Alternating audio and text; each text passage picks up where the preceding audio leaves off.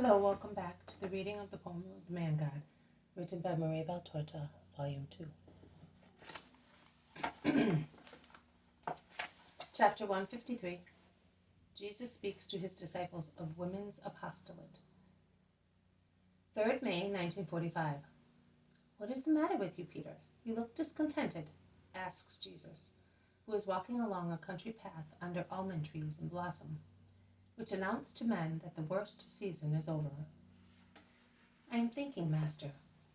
You are thinking, I know, but you do not seem to be thinking of happy things. As you know everything about us, you already know my thoughts. Yes, I do. Also, God the Father knows the needs of men, but he wants in man the intimacy that discloses his needs and asks for help. I can tell that you are wrong in being vexed. So my wife is not less dear to you? Of course not, Peter. Why would she? There are many dwelling places of my Father in heaven, and many are the tasks of men on the earth, and they are all blessed, provided they are fulfilled in a holy manner. Could I possibly say that all the women who do not imitate the Marys and Susannas are disliked by God? Certainly not. Also, my wife believes in the Master, but she does not follow the example of the other women, says Bartholomew. Neither does my wife nor my daughters. They are staying at home, but they are always ready to give us hospitality, as they did yesterday, says Philip.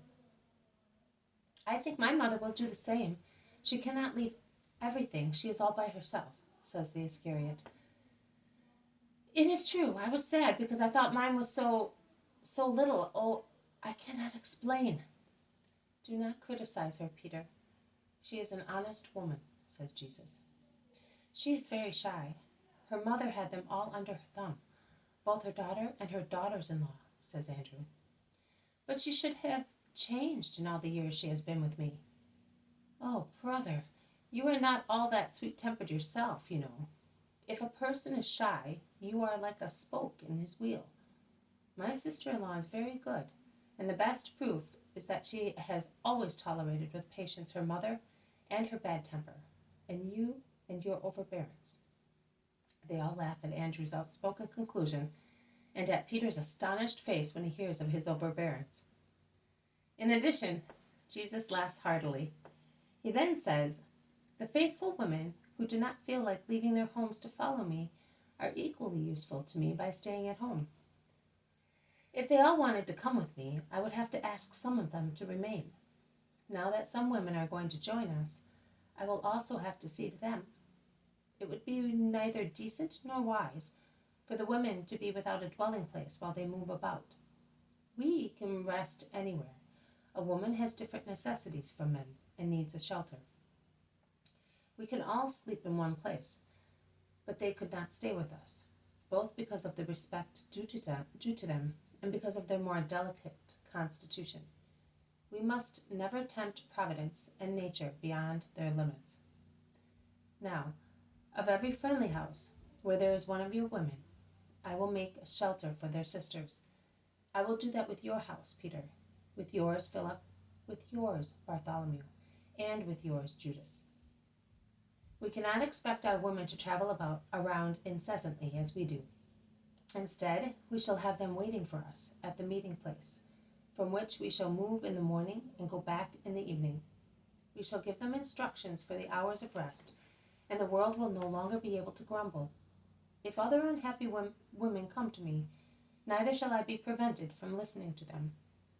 The mothers and wives that follow us will defend their sisters and me against the slander of the world. You can see that I'm making a quick trip to greet my friends, or where I know that I will have friends. I am not doing that for myself. I'm doing that for the weaker disciples, who by means of their weakness will support our strength and make it helpful to many more creatures. You said that we are going to Caesarea now. Who is there? Creatures seeking the true God are to be found everywhere. Springtime is already announced by the pinkish-white almond blossoms. The cold days are over. In a few days' time, I will decide upon the places where we shall stop and shelter the women disciples. and we shall start moving around again to spread the Word of God without worrying about our sisters, without any fear of slander, and both their patience and their kindness will be a lesson to you. The hour of rehabilitation of women is almost here. There will be a great flowering of holy virgins, wives, and mothers in my church. This has been a reading from the poem of the Man God, written by Maria Valtorta, Volume 2, Chapter 153. Jesus speaks to his disciples of Women's Apostolate. Thank you for listening. I will see you tomorrow.